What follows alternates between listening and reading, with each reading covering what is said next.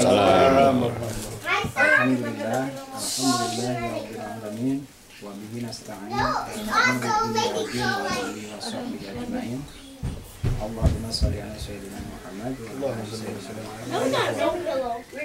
segala puji kepada Allah yang sudah memberikan kita kesempatan untuk berada di sini seperti ini, kita sehat, alhamdulillah, hangat, kemudian kenyang, punya keluarga dekat dengan kita, punya anak, istri dan sebagainya. Sebuah kenikmatan yang nggak bisa dihitung, dan sewajarnya kita untuk selalu bersyukur tentang itu. Dan yang kedua juga sholawat selalu kita panjatkan kepada Nabi Muhammad SAW yang menunjukkan jalan keislaman untuk kita, dengan segala contoh, dengan segala perkataan beliau yang memberikan pelajaran, guideline buat kita untuk menjalani hidup. Kemudian terima kasih untuk keluarga Mas Dania yang sudah berkenan untuk menjadi host untuk acara hari ini. Kemudian juga terima kasih kepada Mas Aji yang sudah datang dari Michigan. Nama lengkap beliau Habib Ismail Fajri Al-Atas. Dan mungkin teman-teman juga tahu kalau gelar Habib itu bukan hanya disematkan untuk keluarga Nabi, beliau masih keturunan Nabi Muhammad, tapi juga disematkan untuk yang soleh aja. Jadi ilmu beliau ya tentu sangat tinggi, sangat layak kita untuk selalu belajar kepada beliau. Kemudian sekedar perkenalan mengenai biografi beliau. Beliau lahir di Pekalongan, Jawa Tengah, kemudian pindah ke Jakarta, dan sejak umur 13 tahun meninggalkan Indonesia ke Australia, kemudian sekarang ke Amerika. Jadi banyak punya pengalaman tentang hidup di luar negeri juga. Dan kata Kang Jajang itu salah satu warga pengajian juga. Beliau bilang bahwa beliau kenal Mas Aji ini salah satu cendekiawan Islam Indonesia yang punya ilmu banyak, ilmu tentang kehidupan dan juga tentang keislaman tentunya. Kemudian yang terakhir, terima kasih kepada kawan-kawan semua yang sudah bersedia hadir di sini. Semoga setiap langkah yang kita lalui, semoga setiap waktu yang kita lalui dan usaha kita lalui diberikan pahala. Dan kira-kira seperti itu aja, dan silahkan kepada Mas Aji untuk memberikan tausiah kepada kita. Terima kasih. Bismillahirrahmanirrahim. Alhamdulillah. Wabihi nasta'in ala umuri dunia wa din. Wassalatu wassalamu ala sayyidina Muhammad, salatan taghfiru biha dhunub wa tuslihu biha al-qulub wa tantaliku biha al-usub wa talinu biha as-su'ub wa ala alihi wa sahbihi wa man ilaihi mansub. Bapak-bapak, ibu-ibu sekalian, Assalamualaikum warahmatullahi wabarakatuh. Waalaikumsalam warahmatullahi wabarakatuh. Saya sangat bergembira sekali, agak takut karena tadi introduction dari Mas Ayub ini terlalu raise the expectation. Jadi agak bingung juga saya. Tapi terima kasih pertama-tama kepada bapak-bapak, ibu-ibu sekalian yang sudah mengundang saya sampai ke sini. Alhamdulillah kita bisa silaturahmi, ya kan, kita bisa makan enak, ya kan, kita bisa kumpul-kumpul. Dan saya rasa penting sekali ini karena kita nih malam ini nih apa yang disebut sebagai Lailatul Safa, malam yang indah, malam yang asik, yang kita kumpul dan lain-lain. Penting sekali untuk kita niatkan, kita kumpul-kumpul malam ini nih karena kita lagi senang nih sekarang. Mari kita niatkan bahwa kita nih senang dan kumpul-kumpul karena menyambut bulan Rabiul Awal. Karena ini adalah bulan Rabiul Awal. Ini bulan yang paling mulia.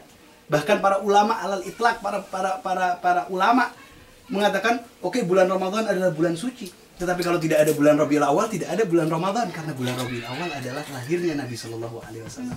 Keluarnya cahaya yang begitu besar, ke alam semesta ini sehingga membawa rahmat untuk sekalian. Dan ini pentingnya kita, orang-orang tua kita dulu itu kalau misalnya sudah mau bulan puasa itu mereka banyak membagikan di mana-mana di dunia Islam, di Arabia, di Afrika, di India, sampai pun di Jawa, membagikan kepada anak-anak dikasih candies, dikasih yang manis-manis. Supaya apa? Biar terbiasa anak-anak ini apa yang manis mengingatkan dia kepada Nabi Shallallahu Alaihi Wasallam. Seperti halnya dulu orang-orang tua kita dulu kalau misalnya mengajak anaknya ini sholat Jumat, habis sholat Jumat apa? Pergi ke ice cream parlor, pergi ke toko kue, pergi ke toko coklat, makan coklat biar digembira. Supaya apa? Ada untayan antara yang manis dengan ibadah. Begitu juga ada untayan antara yang manis dengan Nabi Shallallahu Alaihi Wasallam. Jadi dulu orang-orang dulu itu kalau sudah bulan Rabiul Awal dia bagi-bagi permen. Sampai mereka tuh bawa sweet di dalam tas mereka. Kalau mereka jalan di pasar itu mereka sebarkan permen. Karena apa? Bergembira keberadaan Nabi Shallallahu Alaihi Wasallam. Bayangkan dari dalam hadis kita mendengar Abu Lahab. Abu Lahab adalah paman Nabi Shallallahu Alaihi Wasallam. Yang musuh besarnya, ya kan, musuh bebuyutan sampai turun nas Al-Quran, tabbat yada Abi Lahab. Ini Abu Lahab dikatakan di dalam hadis bahwa setiap hari Senin Abu Lahab ini yang ditaruh nanti bakalnya di keraknya neraka, tetapi setiap hari Senin itu sama Allah Subhanahu Wa Taala diangkat dia ke neraka yang paling khafif, yang paling enteng. Jadi dari kerak neraka setiap hari Senin dinaikkan ke atas. Kenapa? Karena pada saat pernah satu kali waktu hari Senin Abu Lahab masih duduk, tahu budaknya datang. Ya Abu Lahab, saudaramu Abdullah baru punya anak, baru lahir anaknya. Siapa namanya? Dikasih nama Muhammad.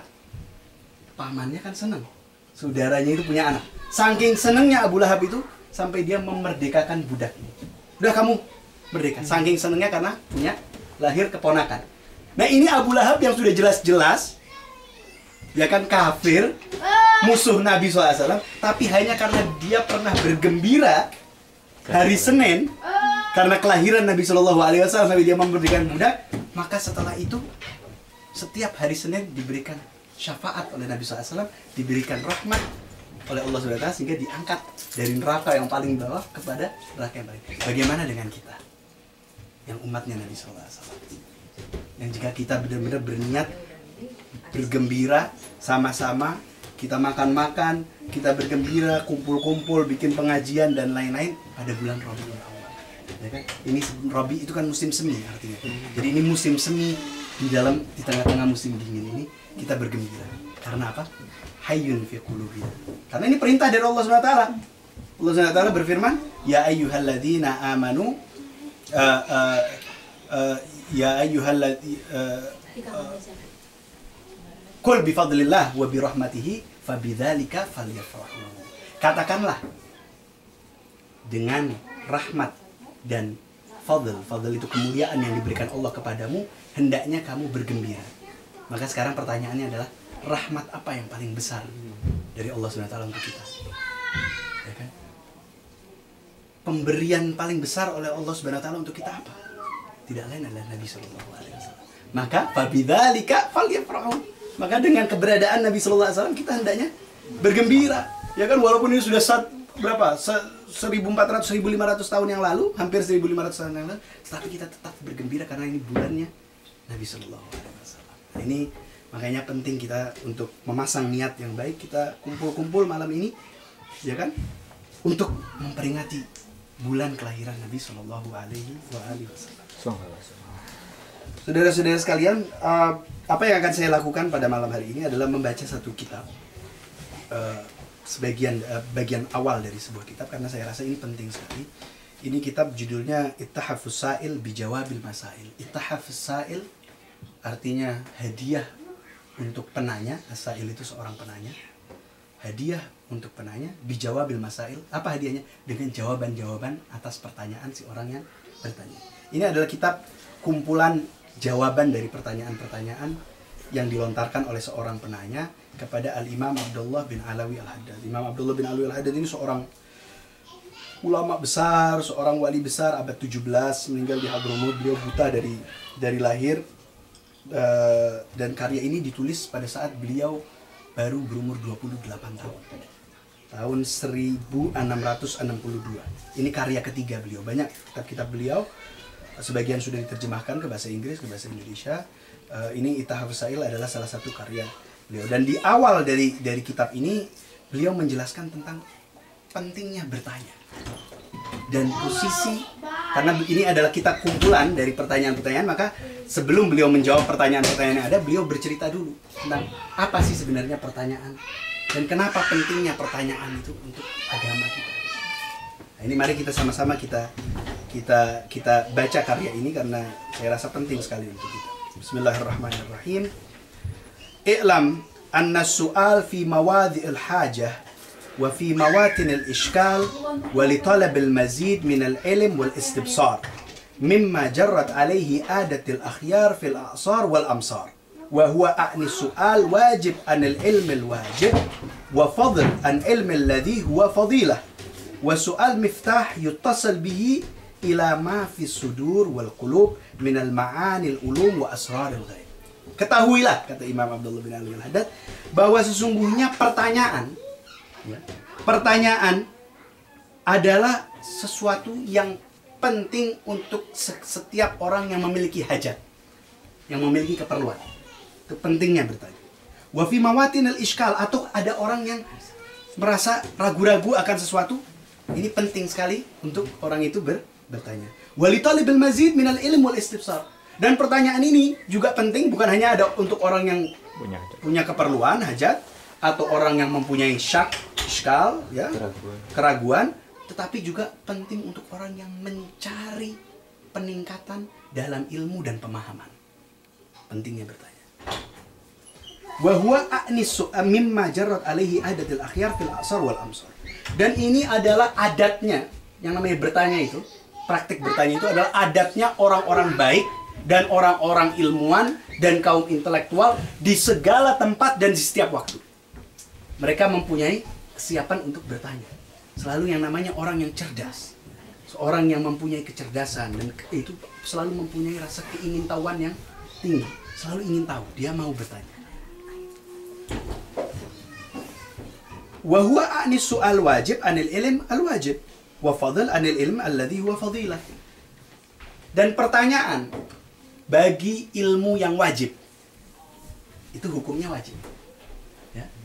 Jadi kita seorang muslim kan wajib sholat. Kalau kita belum tahu cara sholat, kita wajib bertanya kepada orang yang sudah tahu cara sholat untuk mengajarkan kita cara sholat. Ya. Khususnya misalnya ilmu-ilmu fardu ain. Apa itu ilmu fardu ain? Ilmu indispensable knowledge. Ilmu yang tidak bisa tidak setiap kaum muslim harus punya. Tidak bisa tidak. Ya, karena ini adalah penting untuk kelangsungan hidup di dunia dan di akhirat nanti. Jadi misalnya Nabi SAW mengatakan di dalam hadis, Thalabul ilm faridhatun ala kulli muslim. Menuntut ilmu itu wajib untuk setiap muslim. Ilmu yang mana? Masa semua orang wajib untuk belajar ilmu kedokteran? Kan tidak. Masa semua orang wajib belajar ilmu teknik? Kan tidak. Oleh karena itu para ulama membagi yang namanya ilmu itu ada yang disebut ilmu fardu ain dan ilmu fardu kifayah. Ilmu fardu ain artinya apa? Setiap muslim laki-laki atau perempuan wajib memiliki ilmu. Apa itu ilmu fardu ain? Ilmu tauhid. Ini Allah SWT. Ya kan? Tentang Nabi SAW. Ilmu cara sholat. Ilmu tentang hukum puasa. Ya kan?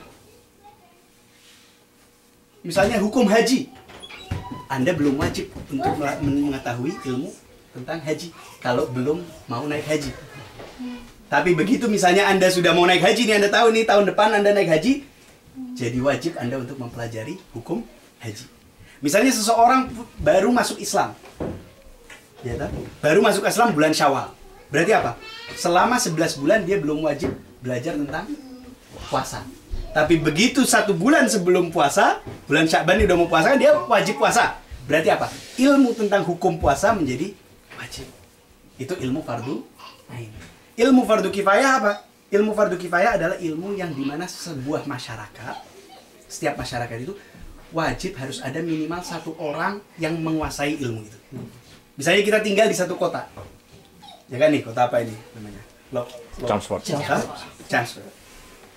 Di kota Transport ini wajib tidak bisa tidak harus ada dokter, harus ada orang yang menguasai ilmu kedokteran. Kalau sampai di satu kota tidak ada orang yang menguasai ilmu kedokteran, semuanya dosa.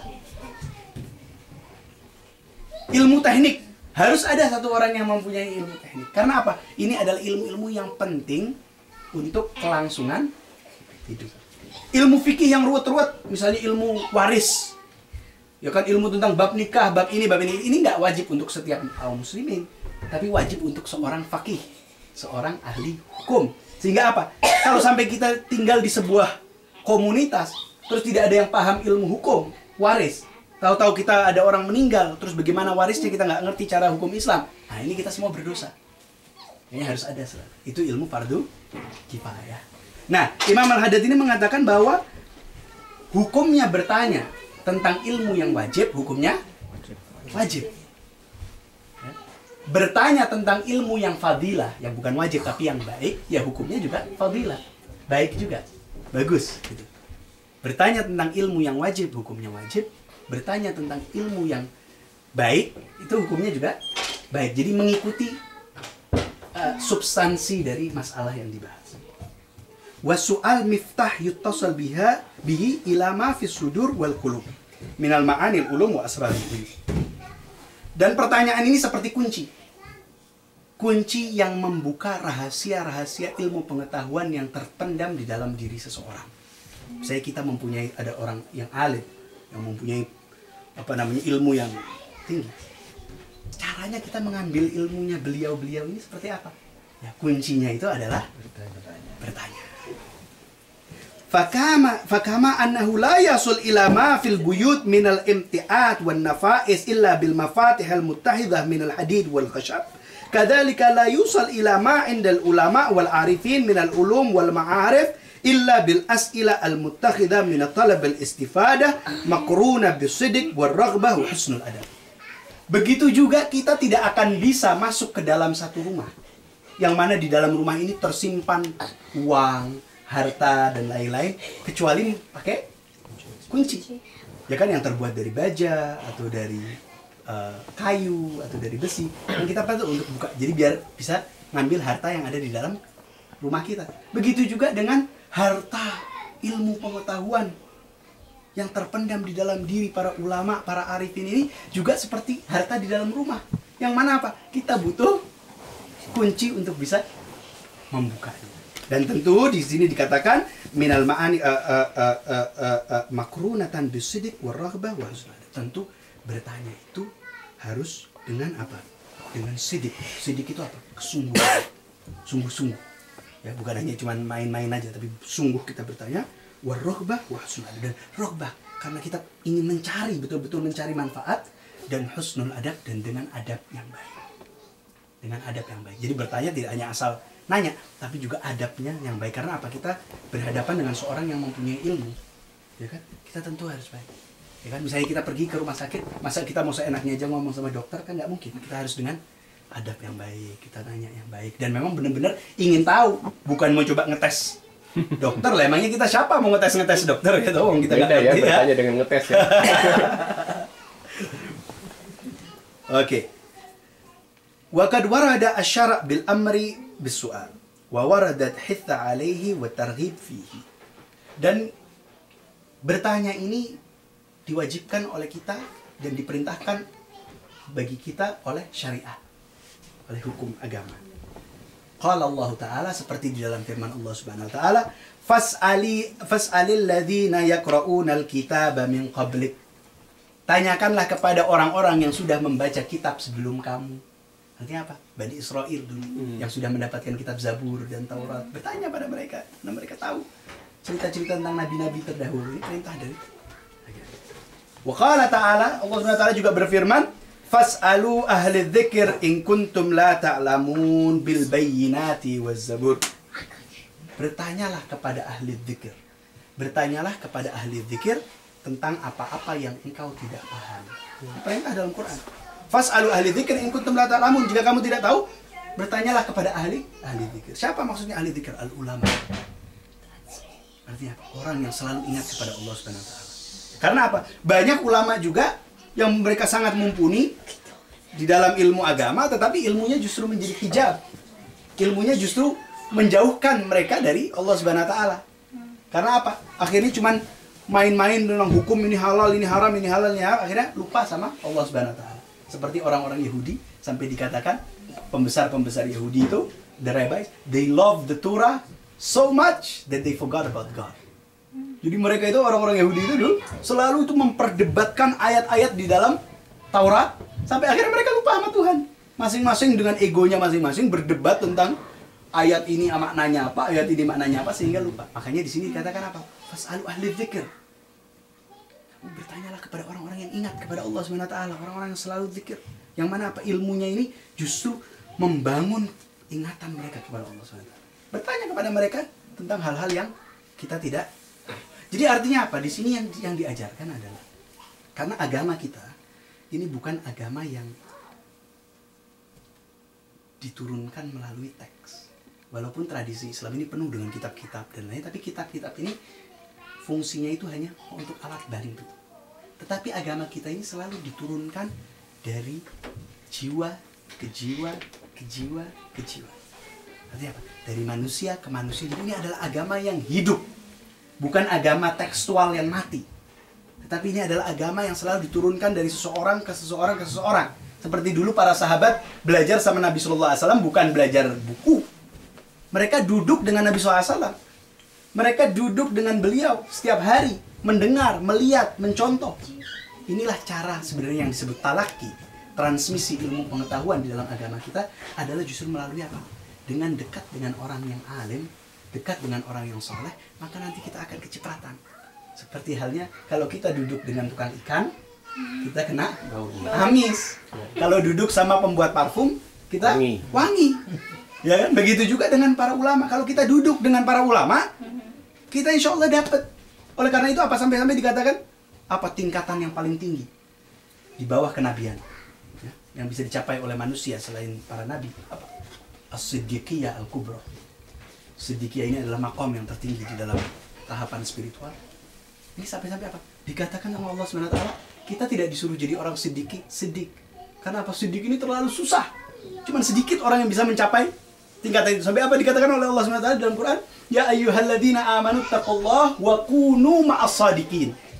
Wahai orang-orang yang beriman, ya kan? Bertakwalah kepada Allah dan duduklah bersama kaum siddiqin.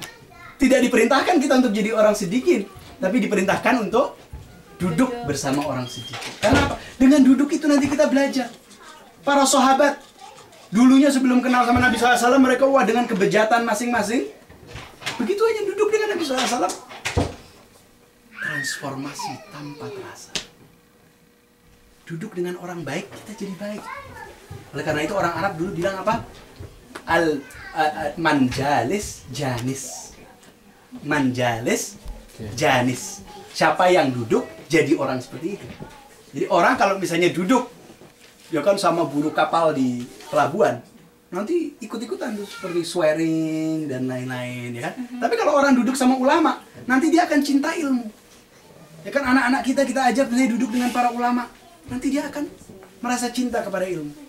Nah kalau sekarang anak-anak kita diamkan duduk misalnya di depan televisi setiap hari, dia akan lihat apa yang dia dengar di televisi, maka cara bicaranya akan sama. Karena manjalis janis, al-mujanasah bil mujalasah. Nah ini pentingnya kenapa kita agama kita itu diajarkan melalui praktik kehidupan. Kita duduk bersama orang-orang yang hidup, kita mencontoh mereka tanpa kita sadari, tanpa kita ini otomatis nanti kita akan ikut jalannya mereka. Sampai sekarang orang di sini, profesor saya itu punya anak. Itu anak dari kecil senangnya baca. Saya tanya, kenapa Prof kok begini ini anak ini? Saya kok malah senang nonton TV? Dia bilang, ya saya setiap jam 7 sampai jam 9, saya dan istri saya duduk baca buku. Itu anak kita cuekin. Diem aja dia. Pokoknya dia duduk sama kita di satu ruangan, saya baca, istri saya baca. Nanti anak itu melihat bapak ibunya membaca, ya kan, tanpa disuruh, itu nanti akan otomatis dia mulai ambil buku dan beradaptasi. Memang manusia ini luar biasa. Dia itu sangat, manusia ini diberikan sama Allah SWT satu kemampuan untuk beradaptasi dengan cepat sekali. Pokoknya taruh dia di satu tempat, dia jadi seperti itu. Nah, itu pentingnya kita untuk selalu bersuhbah dengan orang-orang yang baik dan orang-orang yang berilmu. Wa qala Rasulullah sallallahu alaihi wa alihi wasallam. Baginda Nabi sallallahu alaihi wasallam bersabda, husnus su'al nisful ilm. Husnus su'al nisful ilm. Pertanyaan yang baik, kata Nabi SAW, setengah dari ilmu. Pertanyaan yang baik setengah dari ilmu. Artinya apa? Kita itu kalau bertanya, itu ya tanya itu juga yang intel. Jangan dablek-dablekan kalau nanya. Ya kan? Kadang-kadang kita datang ke pengajian, nanya mau asal nanya aja, mau asal keluar suara. Justru kalau misalnya kita tahu, misalnya ini nanti ada siapa ulama datang dan lain-lain, mbok kita pikir dulu. Kalau perlu kita tulis. Jangan nanti begitu dikasih mikrofon, nggak tahu mau jawab apa akhirnya. Ya kan gugup, ditulis yang benar tahu. Ini pertanyaan biar apa? Karena kalau pertanyaannya bagus, yang keluar juga bagus. Seperti halnya kalau kita mancing, kalau umpannya bagus, dapatnya ikan bagus. Kalau umpannya jelek, ya sayang-sayang kan. Sudah ada misalnya ada orang yang alim di depan kita, ya, orang yang mumpuni dalam ilmu pengetahuan, tapi kita pertanyaan kita jelek, ya keluarnya juga jelek. Oleh karena itu pertanyaan yang baik nisful ilm. Dan ini sekarang ini memang penyakit kita kaum muslimin ini. Jangankan ilmu, kita nanya yang bagus saja susahnya luar biasa. Pertanyaan itu susahnya luar biasa. Makanya kalau misalnya orang yang ngambil PhD, ya, itu mereka akan tahu pasti. Kita semua mungkin teks yang digunakan sama, ya kan? Ada 3 orang ngambil PhD, sama teks yang digunakan. Tapi nanti yang akan menentukan nanti hasil disertasinya, tesisnya ini yang bagus, satu dari yang lain adalah apa? Pertanyaan yang ditanyakan kepada teks yang sama. Begitu juga apalagi Al-Quran. Ini Al-Quran ini tempat kita bertanya. Kalau pertanyaan kita ya cek-cek saja, ya dapatnya juga cek. Tapi kalau pertanyaan kita bagus, pertanyaan yang smart, yang pintar, yang cerdas, nanti dapatnya juga akan bagus. Oleh karena itu baginda Nabi SAW mengatakan apa tadi? Husnus soal nisful ilm. Ya, pertanyaan yang baik setengah dari ilmu. Wa kullu min akhbar min al-a'immati an si'ati ilmihi faqasadahu bidzalika an yu'raf bihi fayas'alu anhu wa yatlab minhu wa qad rawiya dzalika an Ali karamallahu wajhah wa an Ibn Mas'ud wa an Ibn Abbas wa an Ibn Umar wa Abi Hurairah wa ghairihim min as-salaf wal khalaf radhiyallahu anhu. Para pembesar agama kita, dari mulai para sahabat yang agung, para tabi'in, tabi'in, ini mereka mempunyai kebiasaan apa? Mereka selalu mengatakan, aku ini gudangnya ilmu. Kenapa mereka bertanya seperti itu? Kenapa mereka berkata seperti itu? Ya kan? Aku ini gudangnya ilmu. Semua ilmu Nabi ada padaku. Kenapa kok para sahabat itu suka bicara seperti itu? Maksudnya apa? Bukan bangga diri saya yang paling pintar. Maksudnya mengatakan seperti itu tuh apa? Biar masyarakat bertanya kepada mereka. Jadi mengadvertise diri. Mengiklankan diri. Nih, kalau misalnya mengenai ilmu Al-Quran saya, buat apa? Bukan menyombongkan diri, tapi biar orang, mengundang orang untuk bertanya kepada mereka. Dan ini kita dengar, kata Imam Abdullah bin Al-Haddad, seperti kebiasaan dari siapa? Al-Imam Ali bin Abi Thalib karamallahu wajhah. Ali bin Abi Thalib, Abdullah ibn Mas'ud, salah satu sahabat Nabi SAW yang menguasai Al-Quran, ya. Ibn Abbas, Abdullah ibn Abbas, misanan Nabi SAW. Ini juga beliau orang-orang yang ini adalah para pembesar. Abdullah ibn Umar ibn Khattab, ini juga pembesar dalam ilmu pengetahuan. Wa Abi Hurairah, ini semua adalah para sahabat yang mumpuni mengenai ilmu. Ini termasuk dari 7 sahabat yang boleh memberikan fatwa. Bayangin. Ini dari sahabat. Ada berapa sahabat? 124.000 sahabat yang boleh memberikan fatwa cuman 7. Karena apa? Sahabat-sahabat yang lain tahu kadar dan bobot ilmunya masing-masing. Zaman sekarang orang baru S1 satu di TV ngeluarkan fatwa macam-macam. Kita buka TV Indonesia apalagi, ya kan? Ustadz dan lain-lain di TV keluarkan fatwa seenaknya. Ya Allah, orang zaman dulu paling takut. Ustaz, kalau sekarang bukan hanya di TV, di Facebook orang di Facebook keluarkan fatwa. Iya kan? Ini bayangin, sahabat yang ketemu Nabi SAW langsung cuma ada 7 yang memberikan fatwa. Bisa disebutin lagi, Ustaz? Karena salah satunya Al-Imam Ali bin Abi Thalib. Ya. Menantu dan misanan beliau. Abdullah ibn Mas'ud, ya. Abdullah ibn Abbas, Abdullah ibn Umar, Abu Hurairah. Yang disebut di sini 5 orang ya.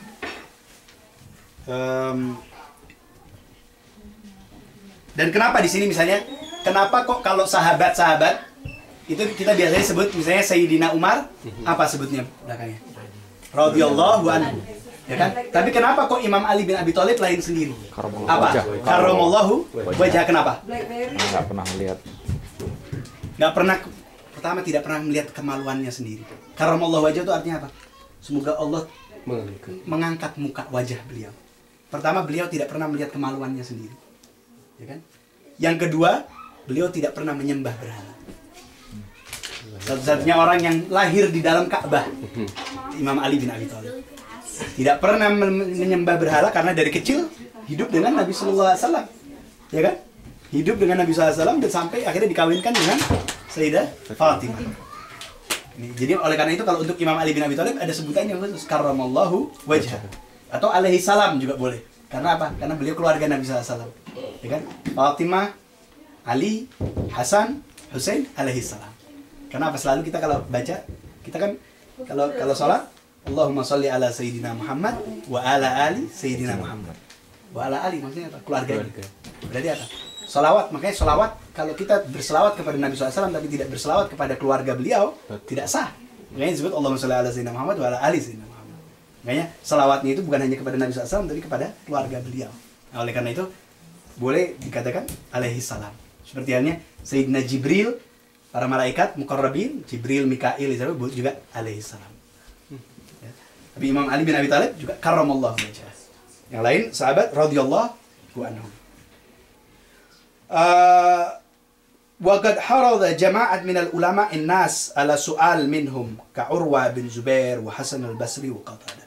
Begitu juga dari para pembesar kaum tabi'in seperti Urwa bin Zubair, Qatadah, Hasan al-Basri. Mereka dari para tabi'in, mereka juga seperti itu. Mereka mengatakan, aku yang paling menguasai ilmu di zamanku. Bukan apa-apa, bukan karena sombong, tapi karena apa? Mengundang biar orang mau duduk dan mengambil manfaat dari mereka.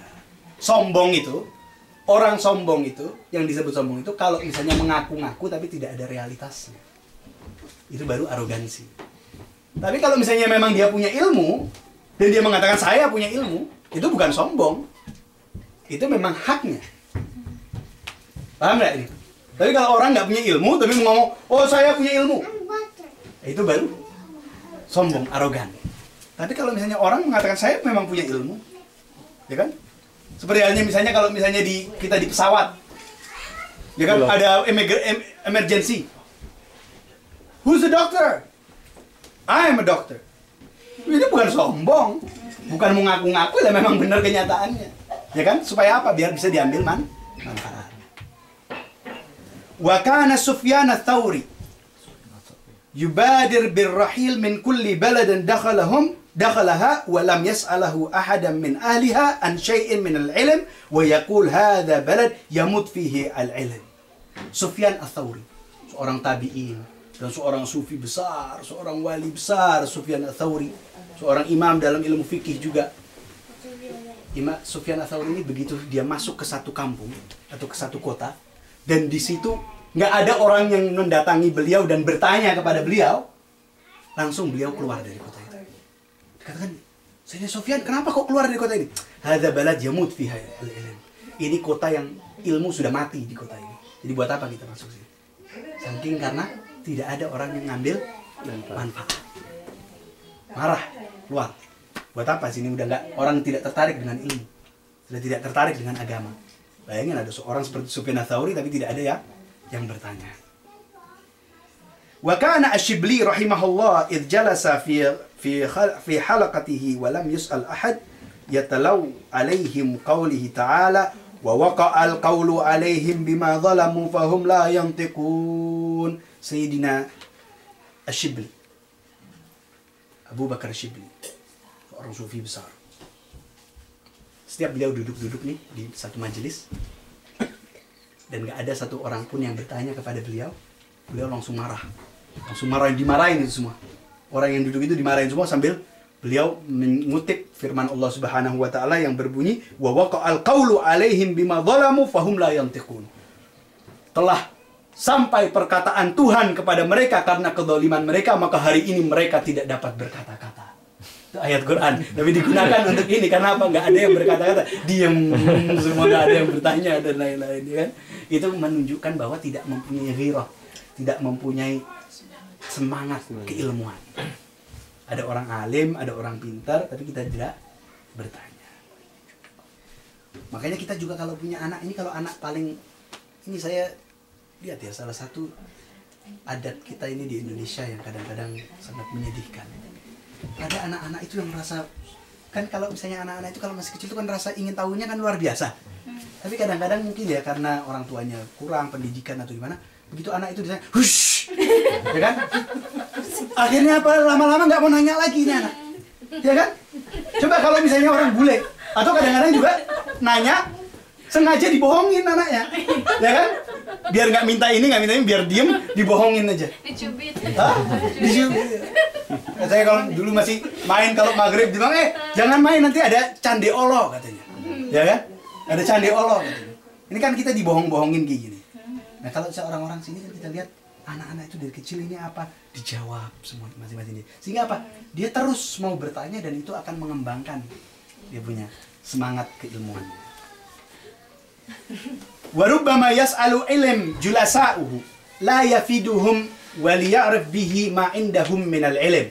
Kama warada fil hadits as-sahih anna Rasulullah sallallahu alaihi wa alihi wasallam kana fi jama'at min ashabihi fasa'alahum an syajarah la yasqat waraqaha wa hiya shabiha bil mu'min falam ya'rifuha al-hadirun hatta akhbarahum alaihi salatu wasalam annaha an-nakhlah wa kana fihim ibn Umar wa kana qad arafaha falam yatakallam falamma akhbara abaha dhalik la ma'ahu ala sukuti. Dan kadang-kadang itu orang yang berilmu akan bertanya kepada orang yang masih belajar. Bertanya. Supaya apa? Bertanya. Biar semuanya mendapat manfaat. Misalnya, saya udah tahu jawabannya, tapi kan saya tanya dulu, ya kan?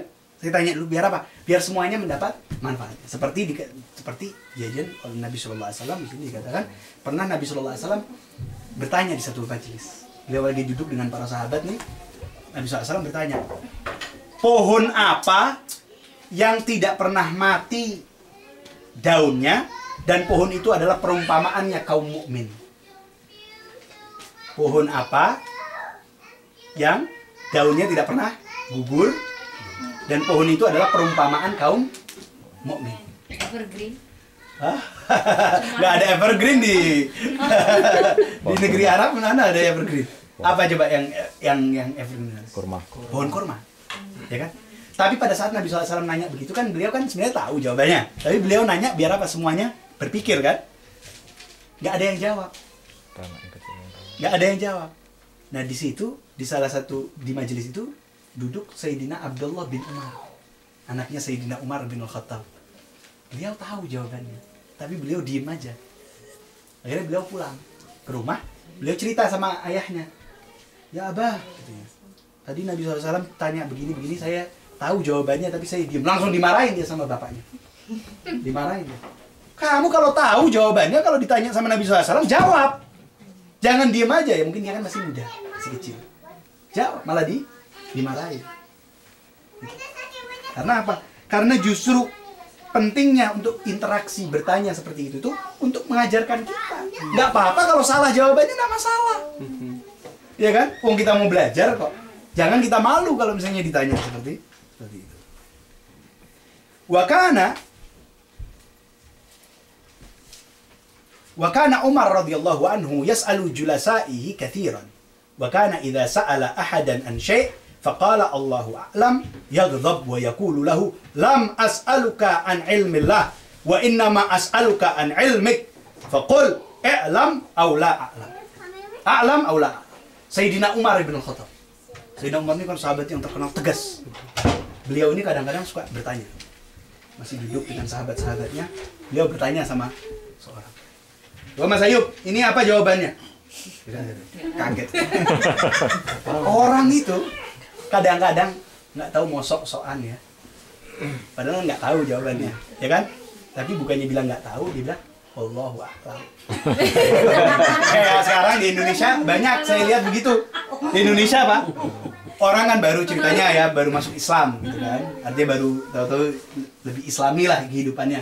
Jadi semuanya mau sok-sokan gaya Islam gitu kan, pakai sedikit-sedikit pakai bahasa Arab, sedikit-sedikit astagfirullah gitu kan. Kalau ditanya daripada nggak tahu kelihatannya terlalu sekuler, jadi kalau nggak tahu wallahu a'lam gitu kan. Namanya kan dia lebih kelihatan soleh gitu kan. Kalau di sinetron dan lain-lain itu kan wallahu a'lam. Ini kalau Sayyidina Umar kalau nanya sama seseorang dan orang itu jawabannya wallahu a'lam, marah Sayyidina Umar. Saya bukan nanya tentang ilmunya Allah Ta'ala. Saya itu nanya ilmu kamu. Kok jawabannya malah wallahu a'lam? Ya Allah Ta'ala memang maha tahu. Yang saya tanya Anda, bukan saya nanya Allah. Kalau saya mau nanya ilmunya Allah, saya tanya ke Allah SWT. Jadi kalau saya nanya sama kamu, jawabannya saya tahu atau saya nggak tahu. Udah bilang aja pakai wallahu a'lam gitu. Repot kadang-kadang. Kalau sekarang kan di Indonesia lagi ngetren kalau karena lagi bulan Ramadan sih. Siapa tuh artis? Subhanallah sekali gitu kan. Jadi mengikuti. Kemarin kan saya Ramadan di sana. Subhanallah sekali. Alhamdulillah. Wallahu a'lam. Wallahu a'lam. Biasanya kalau wallahu a'lam itu digunakannya. Gimana cara penggunaan wallahu a'lam? Misalnya saya seorang ulama ya ditanya. Dia jawab. Pengetahuan dia jawab, baru setelah dijawab, setelah selesai baru dia bilang wallahu a'lam. Tapi udah dijawab kan? Ini kan enggak dijawab tapi kalau ngomong wallahu a'lam. Wallahu a'lam itu kan maksudnya untuk kita, saya udah jawab nih sebatas pengetahuan saya. Baru ada Dan itu wallahu kan a'lam ya. etika ilmu kita terbatas. Jadi ya sudah habis itu wallahu a'lam. Nah ini belum jawab udah bilang wallahu a'lam itu. Jadi wallahu alam itu dipakai kalau umpamanya inilah yang saya bisa jawab. Iya, sudah saya jawab. Kalau mungkin ada salah Tuhan yang. Iya, betul. Wallahu a'lam itu keterbatasan kita. Ya kan? Tapi kalau semuanya wallahu a'lam akhirnya kita nggak berpikir. Ya kan? Ya memang betul Allah Ta'ala maha tahu. Yang paling gampang jawabannya wallahu alam. Kalau nggak tahu bilang nggak tahu gitu ya. Wa qad yas'alu al-alim ba'da julasa'i amma ya'lamuhu la yafid sa'irihim nadhir dhalika su'al Jibril alaihi salam li Rasulillah sallallahu alaihi wasallam anil Islam wal iman wal ihsan al hadith. Kadang-kadang katanya Imam Al-Ghazali, orang itu bertanya, sebenarnya orang itu sudah tahu tapi dia bertanya supaya apa? Supaya orang yang lain yang mendengar mendapatkan manfaat. Ya kan? Misalnya kita masih kumpul-kumpul seperti ini ya toh? Kumpul-kumpul nih. Saya udah tahu jawabannya. Saya udah tahu, tapi saya tanya sama Mas Ayub. Supaya apa? Dijawab sama Mas Ayub sehingga apa? Yang lain semuanya tahu. Misalnya ada beberapa orang yang mungkin punya pertanyaan yang sama tapi dia malu menanyakan. Nah, berarti saya udah tahu jawabannya tapi saya nanya supaya apa? Semuanya ikut tahu. Contohnya apa katanya? Contohnya seperti pertanyaannya Sayyidina Jibril alaihissalam kepada Nabi SAW mengenai al-iman, al-islam, al-iman dan ihsan.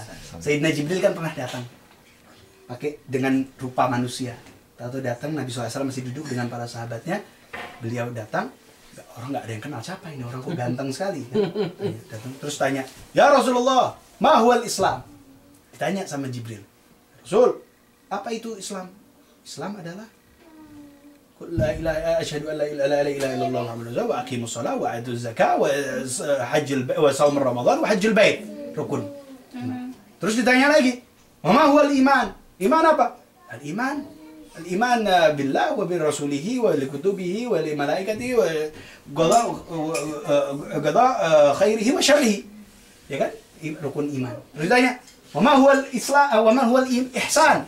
Al-ihsan an ta'budallaha ka'annaka tarah fa in lam takun tarah fa innahu yarak.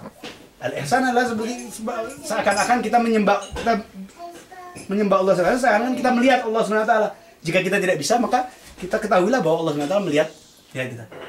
Terus orang itu kan pergi. Sayyidina Jibril tadi pergi, terus tanya sama sahabat, nanya, "Ya Rasulullah, siapa itu tadi?" Itu adalah Jibril tadi datang untuk mengajarkan kepada kalian agama kalian. Artinya apa? Sayyidina Jibril kan sudah tahu jawabannya. Kenapa harus nanya kepada Nabi SAW? Targetnya siapa? Targetnya sahabat yang lain biar bisa dengar. Itu pentingnya. Kenapa kadang-kadang kita juga mesti bertanya walaupun sudah tahu jawabannya, supaya apa? Semuanya mendapatkan manfaat. Wa qad yas'alu al-alim man huwa mithluhu aw qarib minhu an syai'in fahmahu fi kitabillah aw fi sunnati Rasulillah sallallahu alaihi wasallam liyanzur hal yuwafiquhu ala mithli ra'yihi wa yugwi bihi wa yu'tadid. Wa dhalika ka su'al Umar radhiyallahu anhu jama'at min as-sahabah an syai'in fahmihi fi surah idza ja'a nasrullahi wal fath falam yuwafiqahu ala ma fi nafsihi minhum sawa Ibn Abbas radhiyallahu anhuma wa mithlu hadha kathir yaqa lil akabir min al mutaqaddimin wal mutaakhirin. Kadang-kadang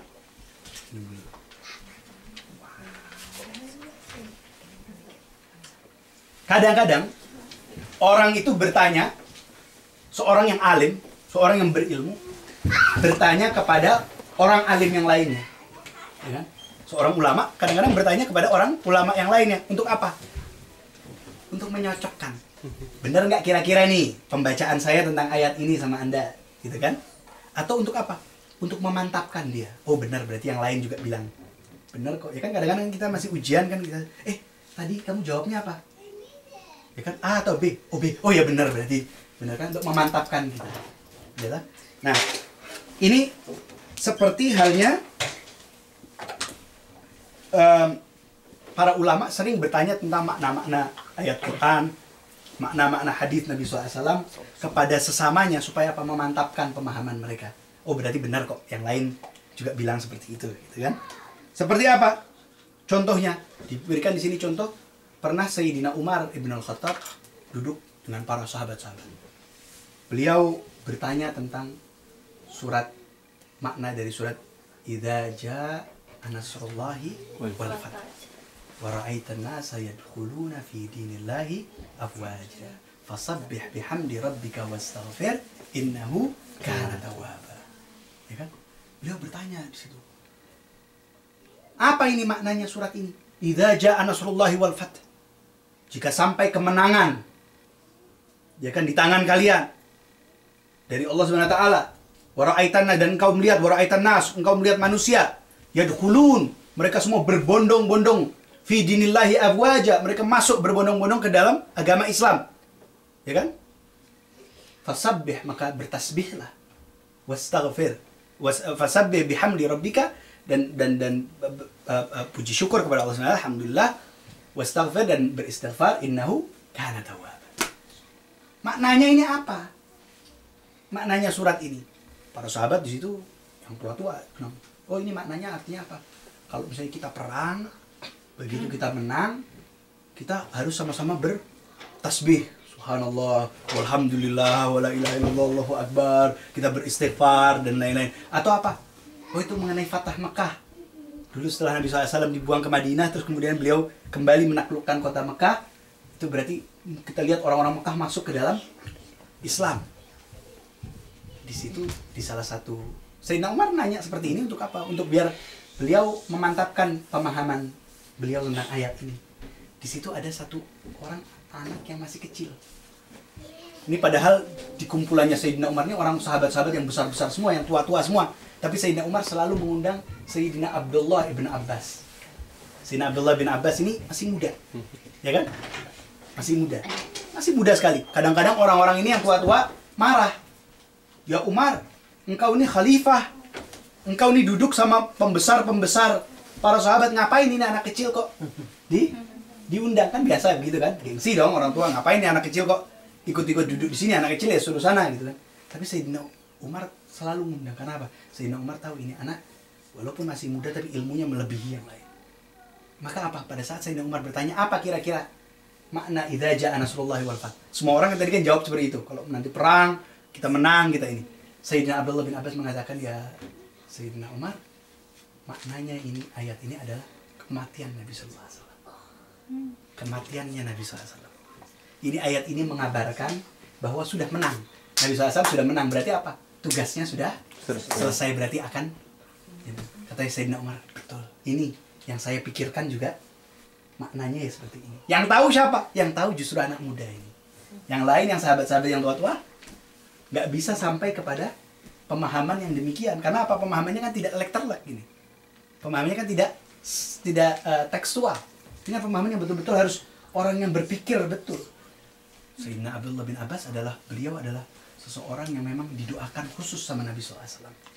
Nabi SAW melihat Abdullah bin Abbas masih kecil, dipegang kepalanya, dan Nabi SAW Nabi SAW berdoa, Allahumma faqihu fid din wa 'allamahu ta'wil. Allahumma faqihu fid din wa 'allamahu ta'wil. Ya Allah, jadikanlah dia orang yang betul-betul memahami agama, wa 'allamahu ta'wil, dan ajarilah dia ta'wil. Ta'wil itu apa? Tafsir. Ta'wil itu tafsir, tapi tafsir yang tersamarkan, yang lebih dalam lagi. Kalau tafsir itu yang semantik, ya, yang melihat makna dari kata per kata. Tapi kalau ta'wil itu ayat seperti tadi. Saya tadi kan di ayat tadi itu tidak ada tentang Nabi SAW akan meninggal, tapi Sayyidina Abdullah bin Abbas justru menakwilkan ayat ini adalah maknanya adalah bahwa Nabi SAW akan meninggal. Itu adalah ta'wil. Nah ini karena ya pantas saja masih muda tapi sudah mempunyai ta'wil gitu, memang sudah didoakan langsung oleh Nabi SAW. Ya kan? Sayyidina Abdullah ibn Abbas radhiyallahu anhuma. Jelas ya ini ya. Wa amma su'al Umar li Ali